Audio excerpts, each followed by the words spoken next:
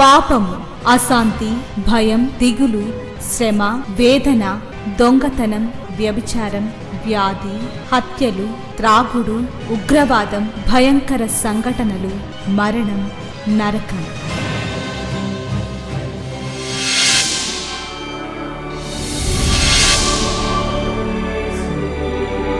సిలువలోనే పాప క్షమాపణ, పరిశుద్ధ జీవితం, ప్రేమ, వాక్య ధ్యానము, నెమ్మది, సహవాసం, నిత్య జీవం. శాంతి సోపానాలు, ఇవి శాంతి ప్రదాత బోధలు. చీకటిలో ఉన్న ప్రజలకు గొప్ప వెలుగు కలుగుటకు, చీకటిలో ఉన్న ప్రజలకు గొప్ప వెలుగు కలుగుటకు, చీకటి నుండి వెలుగునకు నడిపించే సోపానాలు. శాంతి సోపానాలు కార్యక్రమానికి మిమ్మల్ని ప్రేమతో ఆహ్వానిస్తూ ఉన్నాను. ఈ కార్యక్రమాలు మీ వ్యక్తిగతమైన ఆత్మీయమైన జీవితాన్ని దినదినము దేవునిలో బలంగా నాటబడాలని, దేవుని కొరకు సంపూర్ణమైన శ్రేష్టమైన భక్తి చేస్తూ ఆ భక్తిని బట్టి వచ్చే ప్రతి ఆశీర్వాదాన్ని అనుభవించాలని కోరి ప్రార్థిస్తూ ఈ కార్యక్రమాలు మీ ముందుకి తీసుకొని వస్తూ ఉన్నాను. గత దినాల్లో చాలామంది లెంటు ముగించారు. గుడ్ ఫ్రైడే, ఈస్టర్ అన్నీ కూడా అయిపోయాయి కదండి. కానీ పునరుత్థానం అనేది ఒక్కరోజుతో అయిపోయేది కాదు. అది ఒక పండుగ కాదు, ఒక వేడుక కాదు. పునరుత్థానం అనే దాని కొరకు పౌలు గారు ఎంత ప్రయాసపడ్డారో ఫిలిప్పీ పత్రిక 3వ అధ్యాయంలో తన యొక్క జీవితంలో ఉన్న ఒక గురిని చెప్తూ 7వ వచనాన్ని చదువుతున్నాను. ఏవేవి నాకు లాభకరములయ్యుండెను, వాటిని క్రీస్తు నిమిత్తము నష్టముగా ఎంచుకుంటుని. ఏవేవి నాకు లాభం అని అనుకున్నాను, అన్నీ కూడా క్రీస్తు కొరకు నష్టపోయాను, నష్టంగా ఎంచుకున్నాను. ఈ రోజుల్లో మనం చేసే భక్తికి జనరల్గా మాట్లాడుతూ ఉన్నాను.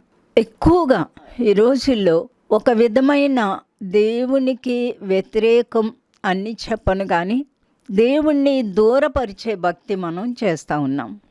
భక్తికి చాలామందికి గురి ఏంటి అంటే ఈ లోక విషయాలు, సమస్యలు తీరడం, బాధలు పోవడం, కష్టాలు పోవడం, తర్వాత ఏవేవి మనం ఆర్జించగలం, ఎక్కడ మనం పైకి రాగలం, ఆర్థికంగా కానివ్వండి, పేరు ప్రఖ్యాతులు కానివ్వండి, రకరకాలుగా ఈ లోకంలో ఒక ఎన్నికైన స్థానానికి రావడానికి ప్రయత్నిస్తూ భక్తిని వాడుకుంటున్న రోజుల్లో మనం ఉన్నాం.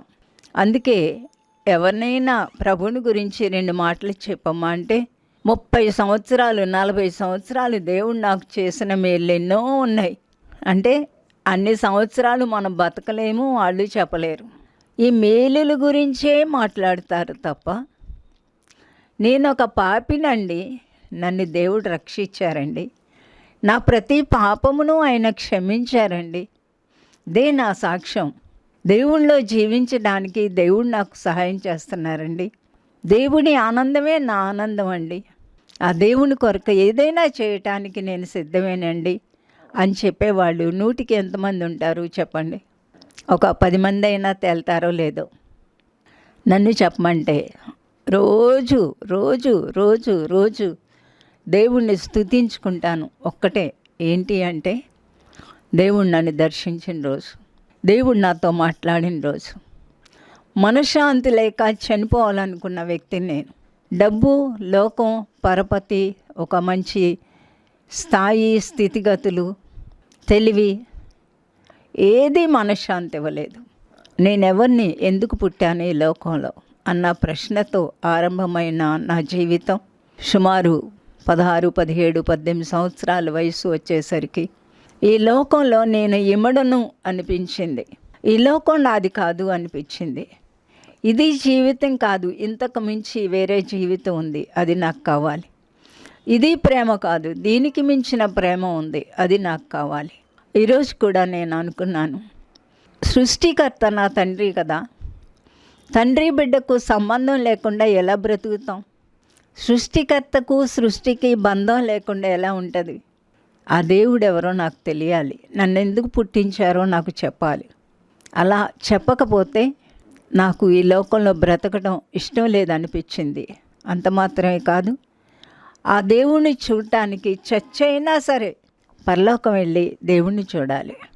అప్పుడు చాలా వేదనగా అనేదాన్ని, మిమ్మల్ని చూడడానికే నేను చచ్చిపోవాలి, కాబట్టి నన్ను నరకంలో మాత్రం వేయకూడదు, ఇది ఒక్కటే మీకు రిక్వెస్ట్ అని చెప్పేదాన్ని. ఒక తెల్లవారుజామున సుమారు 4:45 అవ్వచ్చు, తెల్లవారుతూ ఉండగా, ఇంకా పూర్తిగా తెల్లవారట్లేదు, కొంచెం మసగా ఉన్నప్పుడే ఆకాశం నుండి ఒక స్వరం విన్నాను. The peace of God be with you అనే స్వరం. మనశ్శాంతి లేని నా జీవితానికి ఆయన మనశ్శాంతి ఇచ్చారు. నేను దేవుణ్ణి స్తుతించకుండా ఎలా ఉండగలను? చాలామంది ఈ లోకంలో ఏవేవో సంపాదించుకోవడానికే దేవుడని మీరు అనుకుంటే మీరు చాలా పొరబడుతూ ఉన్నారు. పౌలు అంటున్నాడు, ఏవి నాకు లాభకరమో అవి క్రీస్తు నిమిత్తము నష్టంగా ఎంచుకున్నాను. అంటే ఈ లోకంలో మంచిగా ఉండొద్దని నేను చెప్పట్లేదు. ఈ లోకంలో మనకున్న సమస్యలు, బాధలు, కష్టాలు పోవడం ఇంపార్టెంట్ కాదు అని కూడా నేను చెప్పట్లేదు. నేను ఎన్నో బాధలు పడిన వ్యక్తిని, ఒక 25 సంవత్సరాలు పైగా భయంకరమైన ఆయాసం పడిన వ్యక్తిని. ఒక్క సెకండు ఊపిరితిత్తులోకి గాలి వెళ్తే ఎలా ఉంటుందో అనుకున్న వ్యక్తిని. కానీ ఎప్పుడూ నా ఆరోగ్యాన్ని నేను వెతకలేదు, దేవుని యొక్క చిత్తాన్నే వెతికాను. ఏప్రిల్ నెల 23వ తారీఖు వస్తే, 19వ తారీఖు వస్తే నాకు బాగయ్యి 11 సంవత్సరాలు అవుతుంది. డైరీ తిరిగేస్తూ ఉంటే అనుకున్నాను ఒకరోజు, నాకు వచ్చిన ఇస్రాయిల్ దాటిన ఎర్ర సముద్రంలో ఒక ఇసుక రేణువు కూడా కాదు. ఎరికో కోటగోడలు కూలిపోయాయి, ఆ కోటగోడల్లో ఒక గులకరాయి కూడా కాదు. దేవుడు నన్ను బాగు చేస్తారు, మరలా దేవుని సేవ చేస్తాను, నేను బాగున్నప్పుడే దేవుని దగ్గరికి వెళ్తాను. ఇలాంటివి విశ్వాసం ద్వారానే మనలో ఈ తలంపులు కలుగుతాయి. మన విశ్వాసం ఇహలోకంలో ఎన్నో సంపాదించవచ్చు. దేవుడు వచ్చింది ఈ లోకంలో మనకు ఏవేవో అనుగ్రహించడానికి కాదండి. దేవుడు వచ్చింది పాపక్షమాపణ ఇవ్వడానికి. ఈ లోకంలో ఎన్నో మతాలు ఉన్నాయి. ప్రతి మతంలో కూడా ప్రతి మానవుడు, అనాగరికులు, ట్రైబల్స్, మంచివాళ్ళు, విద్యావంతులు, ప్రతి ఒక్కళ్ళు ఆ దేవుడు ఎక్కడున్నాడో ఆ దేవుణ్ణి ప్రసన్నుని చేసుకోవడానికి రకరకాల నైవేద్యాలు, పూజలు, బలులు, అక్కడక్కడ నరబలులు కూడా అర్పిస్తూ ఉంటారు. ఆ దేవుడు ఎక్కడున్నారో మనుషులకు తెలియదు, కానీ దేవుణ్ణి గూర్చిన ఒక భయం వెంటాడుతూ ఉంటుంది. లేక ఆ దేవుణ్ణి ప్రసన్నుని చేసుకోవాలి అనే ఒక తీవ్రమైన కోరిక, వాంఛ ప్రతి ఒక్కరిలో ఉంటుంది. కానీ మనిషి దేవుడు ఎక్కడున్నాడో తెలియక ఆ దేవుడు సృష్టించిందే ఏదో కొంత తీసుకెళ్ళి అక్కడ పెడతాం. నేను కూడా అనుకునేదాన్ని, దేవుడికి మనం ఇవ్వడం ఏంటి? మనం చేసుకోలేనిది దేవుడు మనకి చెయ్యాలి. నాకు అసాధ్యమైంది ఆయన నాకు చెయ్యాలి, అప్పుడే ఆయన నాకు దేవుడు. ఆయన నా సృష్టికర్త అయినప్పుడు నాతో మాట్లాడాలి, నన్ను తన బిడ్డగా స్వీకరించాలి. కాబట్టి ఒక మతం అనేది ఆత్మకు సంబంధించింది. ఆత్మను శాసించడానికి ఎవరికీ హక్కు లేదు. ఆత్మను బాగు చేయగలిగిన వ్యక్తి ఎవరున్నారు? ఆత్మను పరలోకం తీసుకెళ్ళగలిగిన వాళ్ళు ఎవరున్నారు? ఈ జీవితం అశాశ్వతం, ఈ జీవితం క్షణికం. బైబిల్ చెప్తా ఉంది, ఇది ఆవిరి, మూత తీస్తే ఆవిరి వెళ్ళిపోతుంది, అంతే, మనిషి కూడా మాయమైపోతారు. ఈ జీవితం నీటి బుడగ లాంటిది.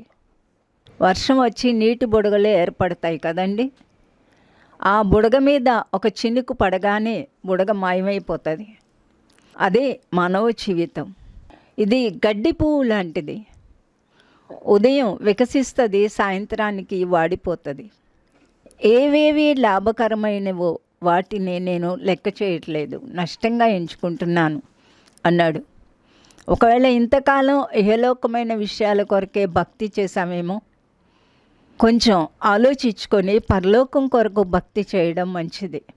కాబట్టి ఈ లోకంలో ఉన్న మతాలన్నీ కూడా కనబడని ఆ దేవుడు మనల్ని ఏమన్నా శిక్షిస్తాడేమో, ఏ కీడైనా వస్తుందేమో, లేక ఆ దేవుణ్ణి ఎలా ప్రసన్నునిగా చేసుకోవాలి అని రకరకాలుగా తాపత్రయాలు పడుతూ ఉంటారు. క్రైస్తవ్యంలో ఉన్న ఏకైక విశిష్టత ఏంటి అంటే, సృష్టికర్త అయిన దేవుడే మానవుడిగా ఈ భూమి మీదకి దిగి వచ్చారు. ఆ సృష్టికర్త సర్వ మానవ కోటి కొరకు ప్రాణత్యాగం చేయడానికి వచ్చారు. మనకి కనపడని దేవుణ్ణి మనం ఎలా ప్రసన్నం చేసుకోగలం? సృష్టికర్త ఎవరో మనం గ్రహించాలి. మనం పీల్చేది ఆయన సృష్టించిన గాలి, మనం తినేది, మనం అనుభవించేది ఆయన సృష్టే. ఆ దేవుడే మానవుణ్ణి సృష్టించినప్పుడు మీరు ఫలించి అభివృద్ధి పొంది భూమిని నిండించండి అని చెప్పారు. అదే జరుగుతుంది కదూ. ప్రస్తుతం భూమిని నిండిస్తూ ఉన్నాం. చాలామందికి నిజమైన దేవుడు ఎవరో తెలియక అల్లాడుతూ ఉంటారు. మనశ్శాంతి ఎక్కడ దొరుకుతుంది అని వెతికే వాళ్ళు కూడా ఉంటారు. పాప క్షమాపణ ఎక్కడ దొరుకుతుంది అనేది తెలియక ఎన్నో పనులు, తాపత్రయాలు పడుతూ ఉంటారు. పాప క్షమాపణ మనకి ఇవ్వవలసింది దేవుడే. ఎందుకంటే దేవుడు మనల్ని సృష్టించారు. మనం ఒక అబద్ధం ఆడినా, ఒక తప్పు చేసినా మనం జన్మతః పరిశుద్ధులం కాదు. కాబట్టి మనం ఏదన్నా ఒక నేరం చేస్తున్నామంటే ఒకరోజు దేవుని ముందు నిలబడే రోజు ఉంది. చాలామందికి తెలియదు ఒక శిక్ష అనేది ఉంది. మన క్రియలు మన వెంట వస్తాయి. తీర్పు ఉంది. మనిషి, నీ జీవితం నువ్వు ఎలాగ గడిపావు, నీకు ఇన్ని సంవత్సరాలు ఇచ్చాను, ఏం చేసావు అని దేవుడు అడిగే ఒక రోజు ఉంది. చాలామంది ఇష్టం వచ్చినట్టు బ్రతుకుతూ ఉంటారు, ఇష్టం వచ్చినట్టు మాట్లాడుతూ ఉంటారు. మతం అనేది ఆత్మకు సంబంధించింది, ఆత్మ నిత్యత్వానికి సంబంధించింది. చూడండి, ఎవరైనా చనిపోతే వాళ్ళ ఆత్మకు శాంతి కలుగునుగాక అంటారు. మనిషి చనిపోయాక శాంతి ఏమీ ఉండదండి.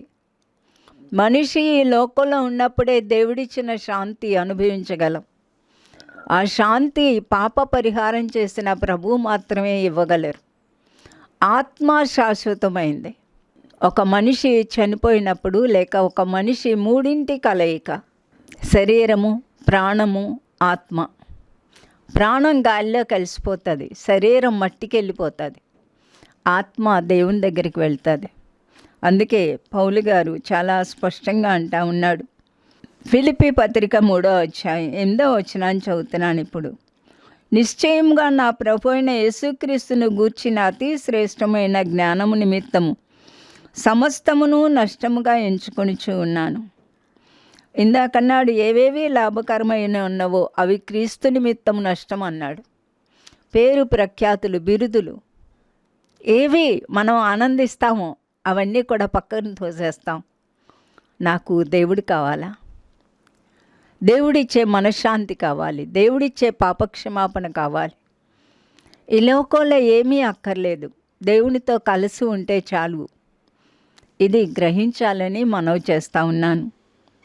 ఆ తర్వాత అంటున్నాడు 10వ వచనంలో, ఏ విధము చేతనైనను మృతుల్లో నుండి నాకు పునరుద్ధానము కలగవలనని ఆయన మరణ విషయంలో సమాన అనుభవము కలవాడనై ఆయనను, ఆయన పునరుద్ధాన బలమును ఎరుగు నిమిత్తమును, ఆయన శ్రమలలో పాలివాడనగుట ఎట్టిదో ఎరుగు నిమిత్తమును సమస్తమును నష్టపరుచుకొని వాటిని పెంటతో సమానముగా ఎంచుకొనిచున్నాను. చాలాసార్లు క్రైస్తవులు చాలా సులువుగా తీసుకుంటారు. ఒక మనిషి చనిపోగానే ఆ మనిషి ఎలాంటి జీవితాన్ని జీవించినా ప్రభువునందు నిద్రించెను అంటారు. నిజంగా ఆలోచించండి, ఎంతమంది ప్రభువునందు నిద్రిస్తూ ఉంటారు? నాకు అప్పుడప్పుడు కొన్ని గుర్తొస్తూ ఉంటాయి. ఒక దైవచండు చనిపోతూ ప్రభువు నన్ను రమ్మంటున్నారు అని చెప్పి తన సంఘం అంతటిని పిలిచి తన మంచం చుట్టూ మోకరించి పాటలు పాడుతూ హల్లెలూయాలు చెప్పమన్నాడంట. అలా చెప్తూ ఉండగా ఆయన ప్రాణాన్ని విడిచిపెట్టారు. మీకు కూడా చాలా విషయాలు ఇలాంటివి తెలియవచ్చు. మరొక తల్లి తన యొక్క ప్రార్థనా బృందంతో ప్రార్థన చేస్తూ ఆ ప్రార్థన ముగించకుండానే మోకాళ్ళ మీదే ఆమె తన ప్రాణాన్ని వదిలిందంట. అమ్మగారు ఇంకా ప్రార్థన చేయట్లేదేంటి, ముగించట్లేదేంటి అని చూస్తే మోకాళ్ళ మీదే ఆమె ప్రాణాన్ని విడిచింది. నా యవ్వన కాలంలో ఒక మాట నేను విన్నాను. నా స్నేహితురాలి వాళ్ళ పిన్ని చాలా భక్తురాలు. క్రైస్తవ్యంలో మరణం అనేది ఆశీర్వాదం. దేవుడు మానవుడిగా ఈ లోకానికి వచ్చి సర్వ మానవ కోటి కొరకు ప్రాణత్యాగం చేసి పాప క్షమాపణ కొరకైన రక్తాన్ని చిందించి ఆయన మనశ్శాంతిని, పాప క్షమాపణ ప్రతి ఒక్కరికి ప్రసాదించి, ఒక కులం, ఒక మతం, జాతి అని కాదండి, సర్వ మానవ కోటికి. ఎందుకు అంటే ఆయనే సృష్టికర్త. బైబిల్ చెప్తా ఉంది, దేవుడు లోకమును ఎంతో ప్రేమించిన. అది ఆయన సృష్టి, ఆయన ప్రేమిస్తారు. ప్రతి మానవుడిని ఆయన పుట్టిస్తున్నారు, ప్రేమిస్తున్నారు. నువ్వు నాస్తికుడివైనా ఆస్తికుడివైనా, దేవుణ్ణి తెలిసినా తెలియకపోయినా, సరైన భక్తి చేస్తూ ఉన్నా చేయకపోయినా కూడా ఆయన ప్రేమిస్తూనే ఉన్నారు. ఒక వ్యక్తిని పరలోకం తీసుకెళ్ళడానికి ఈ లోకానికి వచ్చారు. మరణాన్ని జయించడానికి ఈ లోకానికి వచ్చారు. నా జీవితాన్ని చాలా ప్రభావితం చేసిన ఒక వాక్యం ఏంటంటే, నన్ను పంపిన వాని యందు విశ్వాసం ఉంచువాడు. ఎవరైతే ఆయన యందు విశ్వాసం ఉంచుతామో వాడు తీర్పులోనికి రాక మరణంలో నుండి జీవంలోనికి దాటారు. ప్రతి మానవునికి ఒక తీర్పు ఉంది. ప్రభువునందు నిద్రించెను అన్నంత మాత్రాన మన అంతరంగాల్లో తెలుసు వాళ్ళు ఎలా జీవించారో. వాళ్ళు మంచిగా జీవించి దేవుని కొరకు మంచి సాక్షులుగా ఉంటే సంతోషమే. చాలామంది సాక్ష్యాన్ని నిలబెట్టుకోరు. పునరుద్ధానం అనేది మాటలు కాదండి. యేసు ప్రభు సాతానుతో పోరాడి మరణాన్ని జయించి 3వ దినాన లేచారు. ఈ ఒక్క క్రైస్తవ్యంలోనే మరణాన్ని జయించిన దేవుణ్ణి ఆరాధిస్తూ ఉన్నాం. ఇందాక నేను చెప్పినట్టుగా మిగతావన్నీ కూడా మనిషి దేవుడికి చేసేవి. యజ్ఞాలు కానివ్వండి, నైవేద్యాలు కానివ్వండి, బలులు కానివ్వండి, మనిషి దేవుణ్ణి పాసిఫై చేసుకోవడానికి, మనిషి దేవుణ్ణి ప్రసన్నుని చేసుకోవడానికి చేసేవి. ఒక్క క్రైస్తవ్యంలోనే దేవుడే మనిషి కొరకు చేసిన ఒక యాగం, దేవుడే మనిషి కొరకు పరిహారార్థ బలిగా అర్పించబడడం. అందుకే ప్రభువారు ఈ లోకంలో ఉన్నప్పుడు యోహాను అనే భక్తుడు, ఇదిగో నడుచుచూ ఉన్న దేవుని గొర్రె పిల్లలాగా ప్రాణాన్ని పెట్టే వ్యక్తి భూమి మీదకి దిగారు అని సాక్ష్యం ఇచ్చాడు. ఫిలిప్పీ పత్రిక 3వ అధ్యాయం 10వ వచనం, ఏ విధము చేతనైనను మృతులలో నుండి నాకు పునరుద్ధానము కలుగవలనని ఆయన మరణ విషయంలో సమాన అనుభవము కలవాడనై. ప్రభువారు ఎందుకు చనిపోయారు? మానవ కోటి పాపం కొరకు చనిపోయారు. కాబట్టి నేను కూడా నా పాపం కొరకు చనిపోతాను. ఇక పాపపు మనస్సు నాలో ఉండకూడదు. అలాంటి ఒక పరిశుద్ధమైన నూతన హృదయాన్ని నాకు దయచేయమని మనం ప్రభువుని అడగాలి. ఎప్పుడైనా ఎక్కడైనా ఏ విషయానికైనా తప్పిపోతే వెంటనే ప్రభువుని అడగాలి. ఈ ప్రాచీన స్వభావం నాలో నుండి తీసివేసి మీ పరిశుద్ధత నాకు దయచేయమని అడగాలి. రెండవదిగా, ఆయన పునరుద్ధాన బలమును ఎరుగు నిమిత్తము ఆయన శ్రమలలో పాలివాడనగుట ఎట్టిదో ఎరుగు నిమిత్తము. ఆయన శ్రమలలో పాలివాడనవుతా ఉన్నాను. మీకు ఒక విషయం తెలుసా? క్రైస్తవులు హింసించబడినంతగా ఈ ప్రపంచంలో ఎవ్వరూ కూడా హింసించబడటం లేదు. ప్రస్తుతం సర్వ ప్రపంచంలో దాదాపుగా 3 కోట్ల మంది పైగా హింసించబడుతూ ఉన్నారు. అయినా కూడా ప్రబలముగా వ్యాపించేది ఏంటి అంటే క్రైస్తవ్యమే. కారణం, ప్రభువారు మరణాన్ని జయించి లేచిన తరువాత సర్వసృష్టికి వెళ్ళి సర్వసృష్టికి సువార్త ప్రకటించమన్నారు. సువార్త ఏంటి అంటే, మన పాపముల నిమిత్తము యేసు ప్రభువు మరణించారు. మనం ఎన్ని చేసినా కూడా మన పాపాలు పోవు. మనిషి యొక్క ప్రవృత్తి మారదు. దేవుడే మానవుడు చేసిన పాపాలు తుడిచివేయాలి. ఎందుకు అంటే మనం ఒక అబద్ధం ఆడినా, ఒక పాపం చేసినా దేవునికి వ్యతిరేకంగా చేస్తూ ఉన్నాం. ఒకవేళ మనకు పాప క్షమాపణ అవ్వకపోతే వీటన్నిటికీ కూడా ఒకరోజు తీర్పులో నిలబడే దినం ఉంది. అది మనం మర్చిపోకూడదు. జీవితం మనిష్టం బ్రతకడానికి జీవితం కాదు. ఇది దేవుడు ప్రసాదించిన ఒక వరం. మంచిగా, ఎంత మంచిగా మనం జీవించినా ఆ రక్తం ద్వారానే పరలోకం వెళ్ళగలం. దేవుని బిడ్డలంగా పరలోకం ఆయన నివాసంలో మనం ప్రవేశించగలం. మనశ్శాంతిగా ఈ లోకంలో జీవించగలం. అది సత్యం. సత్యం మనల్ని స్వతంత్రులుగా చేస్తుంది. సత్యం ఎప్పటికైనా జయిస్తుంది. పౌలు గారే ఇంకొక మాట కూడా చెప్పారు. 1 కొరింథీ గ్రంథం 15వ అధ్యాయం 14వ వచనాన్ని చదువుతూ ఉన్నాను. ఈ జీవిత కాలం మట్టుకే మనము క్రీస్తునందు నిరీక్షించు వారమైన ఎడల మనుషులందరికంటే దౌర్భాగ్యులమై ఉందము. చాలామంది ఈ లోకంలో ఏవేవో సంపాదించుకోవాలని చూస్తూ ఉంటారు. ఈ జీవిత కాలం మట్టుకే ఒకవేళ భక్తిని ఉపయోగించుకుంటా ఉంటే, మీరు అనుకునే విశ్వాసాన్ని ఉపయోగించుకుంటా ఉంటే అందరికన్నా దౌర్భాగ్యులం. బైబిల్ మనకి ఎన్నో వాగ్దానాలు చేత నిండి ఉన్నది. వాటిల్లో కొన్ని మనల్ని ఒక స్థాయిలో దేవుని కుమారులుగా నిలబెడతా ఉంది. యోహాను సువార్త 1వ అధ్యాయం 12వ వచనంలో తన్ను ఎందరూ అంగీకరించిరో వారందరికీ, అనగా ఆయన నామమందు విశ్వాసం ఉంచిన వారికి దేవుని పిల్లలయ్యే అధికారాన్ని దేవుడు అనుగ్రహించారు. దేవుని పిల్లలు మాత్రమే పరలోకంలో ప్రవేశించగలరు. కాబట్టి ఒక వ్యక్తి దేవుని పిల్లలు ఎలా కాగలరు? ఆయన రక్తమునందు విశ్వాసం ఉంచడం ద్వారా. ఈ లోకంలో మన రక్తాన్ని బట్టి మన పిల్లలు లేక మన ఒకరికి పిల్లలు. అలాగే ప్రభువారు చిందించిన రక్తమునందు విశ్వాసం ఉంచడం ద్వారా మనము దేవుని పిల్లలం అవుతాం. అంత మాత్రమే కాదు, గలతీ పత్రిక 3వ అధ్యాయం 26వ వచనాన్ని చదువుతూ ఉన్నాను. యేసుక్రీస్తునందు మీరందరూ విశ్వాసము వలన దేవుని కుమారులై ఉన్నారు.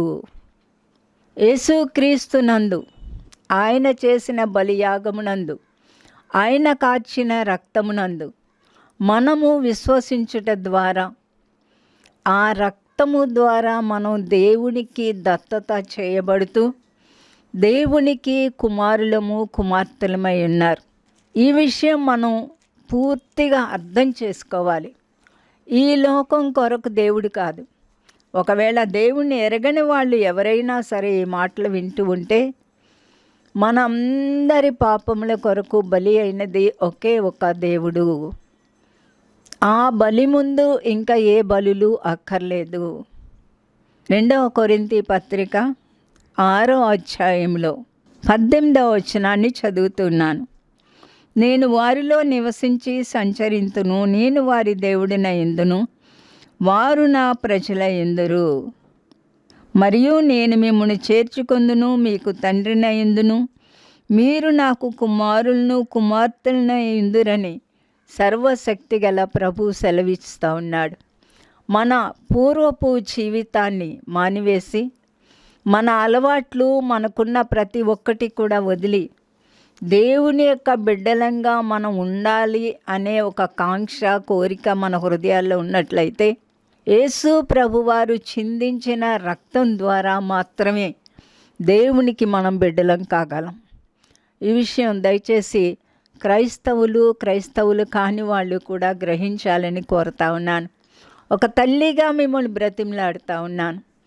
జీవితం ఇంతటితో అంతమవదు. శాశ్వతమైన జీవితం ఉంది. దేవుడు ఇచ్చిన ఈ జీవితానికి లెక్క అప్పజెప్పవలసిన ఒక దినం ఉంది. ఈ జీవితానికి ఒక రోజు తీర్పు ఉంది. ఆ తీర్పు మనల్ని సృష్టించిన దేవుడు చేస్తారు. నేను నీకు ఒక మార్గాన్ని చూపించాను, ఎందుకు నమ్మలేదు అని మనం దేవుని ముందు దోషులంగా నిలబడకుండా, మన జీవితాలు ఇహలోకం కొరకు భక్తిని ఉపయోగించుకోకుండా ఆ నిత్యత్వాన్ని, ఆ పునరుద్ధానాన్ని సంపాదించుకోవటానికి సమస్తాన్ని నష్టంగా ఎంచుకుంటూ దేవుడిచ్చే ఆ గొప్ప అత్యున్నతమైన స్థితి అయిన దేవునితో కలిసి కుమార్తెలుగా జీవించే ఆ పుణ్య దినం కొరకు మనం ఎదురు చూడాలని మిమ్మల్ని ప్రోత్సహిస్తూ ఉన్నాను. కాబట్టి ఈ పునరుద్ధానం ఏదో నామమాత్రం చేసుకునేది కాదు, ఇది ఒక పండుగ కాదు, ఇది ఒక అనుభవం. దేవునితో కలిసి జీవించడం అనేది ఒక అనుభవం. ఈ అనుభవం మారు మనసు ద్వారా ప్రతి వ్యక్తికి దేవుడు అనుగ్రహిస్తారు. ఆయన రక్తం ద్వారా మనం దేవుని పిల్లలం అనేది అది ఎంత గొప్ప విషయమో మీరు ఆలోచించి మీరు దాన్ని అర్థం చేసుకోవాలని, ఒకవేళ మీకు అర్థం కాకపోతే పరిశుద్ధాత్మను లేక దేవుణ్ణి అడగండి. ఈ గొప్ప స్థితి నాకు అర్థమయ్యేటట్టు చేయమని దేవుడు సహాయం చేస్తారు. ప్రార్థన చేసుకుందాం. ప్రేమ కలిగిన మా ప్రియమైన పరలోకపు తండ్రి, మా కొరకు మానవునిగా ఈ లోకానికి దిగివచ్చి దాసుని స్వరూపాన్ని ధరించుకొని శిలువ మరణము పొందినంతగా మిమ్మల్ని మీరు తగ్గించుకొని సకల లోకంలో ఉన్న ప్రతి ఆత్మ కొరకు ప్రాయశ్చిత్తం చేసిన ప్రభువా, ఈ మాటలు ఎవరైతే విన్నారో వారి వారి జీవితాల్లో మీకు సన్నిహితంగా రావటానికి, మీరిచ్చిన ఆ యొక్క దత్తపుత్రాత్మను పొందడానికి, మీకు కుమారులుగా కుమార్తెలుగా సమస్తాన్ని విసర్జిస్తూ ఆ నిత్యమైన స్వాస్థ్యమైన శాశ్వత జీవానికి అర్హులుగా చేయమని ప్రార్థిస్తూ ఉన్నాను.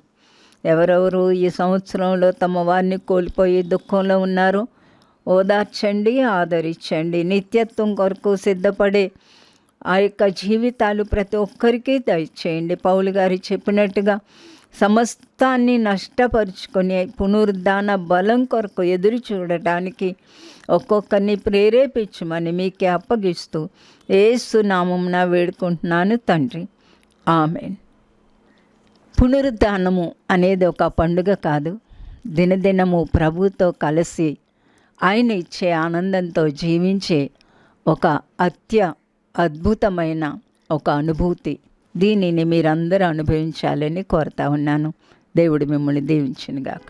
శ్రీమతి జాయ్ శామ్ బెన్నీ గారి కలము నుండి స్త్రీల శీర్షికలో రచింపబడిన 10వ పుస్తకము విధి వంచిత వనితలు. కేవలము స్త్రీల కొరకు మాత్రమే కాదు, ప్రతి ఒక్కరూ ఆత్మీయ మేలుకై చదవగలిగిన పుస్తకాలివి. మా address Shrimati Joy Sam Benny, Emmanuel church 1-146 S Atchutapuram, Kakinada 4.